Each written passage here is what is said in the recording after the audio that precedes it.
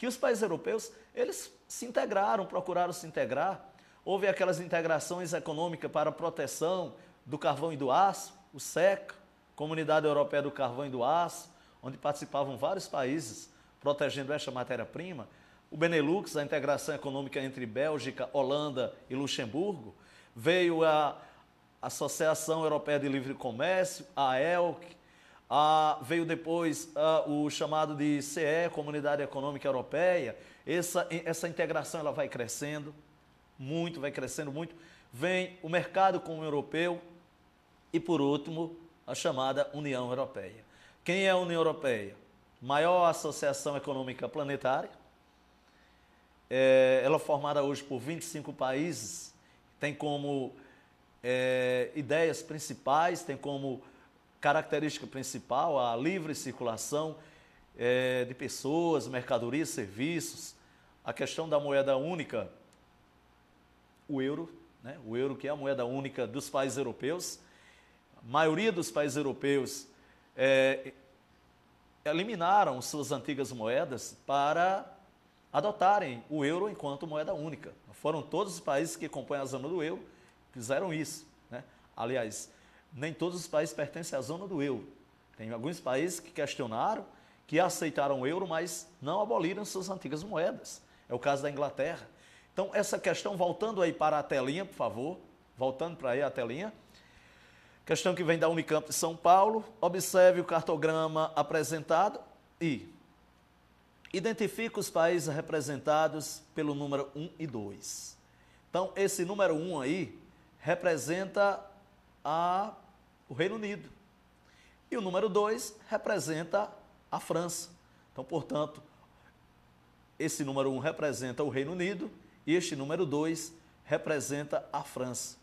A letra B, ela pede o seguinte: qual é a ligação recentemente construída entre esses dois países, identificada pelo número 3? Então, gente, vamos aqui, voltando para a telinha mais ou menos. Esse número, essa ligação estabelecida, ligação recentemente construída entre esses dois países, é exatamente o Eurotúnel. O Eurotúnel, ele é uma ferrovia, né? Uma ferrovia que vai ser submersa, né? Uma ferrovia que vai pelo Canal da Mancha, ligando a Inglaterra à França. Esse elo de ligação, ele tornou possível a proximidade dos países ficar cada vez mais rápida, tornar muito fácil a comunicação que antigamente era feita através de navios. Agora você pode ir com outro tipo de transporte, trem, né? Isso daí é muito importante, porque torna cada vez mais acessível às pessoas de um país a outro. Lembrem que na União Europeia há uma livre circulação de mercadoria, capitais e serviços. Hoje o cidadão ele é europeu, ele já não é mais um cidadão alemão, já não é mais um cidadão português. Ele é um cidadão europeu, ele tem uma livre circulação dentro do continente. Dentro do continente, ele é cidadão para sair de um país e para outro, trabalhar. Isso daí tem gerado também algumas situações desagradáveis, porque muita gente confunde essa liberdade de pessoas, de trânsito, com uma liberdade totalitária. Então, os imigrantes estão indo de outros países para Portugal, para a Espanha, estão aproveitando desse momento para percorrer outras partes do continente, que já são mais diferenciados com os imigrantes, o que tem gerado movimento de xenofobia. Isso daí não tem sido uma questão muito agradável. Então, voltando para a telinha, por favor. A ligação, eu já tinha falado, tinha sido o Eurotúnel, né? Essa ligação identificada pelo número 3. E a letra C, qual é a importância dessa ligação no processo de unificação europeia? Voltando para cá. Pessoal, a importância é que a construção do Eurotúnel tornou a distância menor. Não vou dizer nem a distância menor, mas a viagem mais rápida entre a França e o Reino Unido. Países aparentemente rivais, mas que hoje eles sabem que o caminho mais rápido para o sucesso econômico é a união. E a União Europeia tem mostrado isso.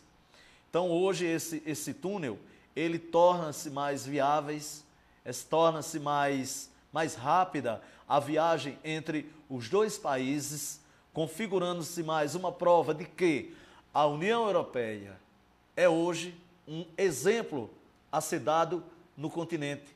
É um exemplo a ser dado dentro da economia planetária.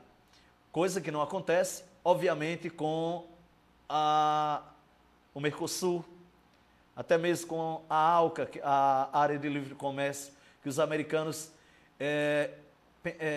pensavam, planejavam, aqui dentro do continente não ia ter essa livre circulação de mercadoria. Mercadoria sim, agora pessoas mais complicado. Então vamos aí para a próxima questão. Olha na telinha, por favor. Após a Segunda Guerra Mundial, a reconstrução europeia se deu em bases bem particulares. Para evitar que os trabalhadores fossem seduzidos pela proposta comunista, foram concedidos a eles vários benefícios, instaurando-se um tipo de capitalismo humano, conhecido como estado de bem-estar social. A mobilidade do capital, principal característica da globalização, está desmanchando uma arquitetura que demorou décadas a ser construída.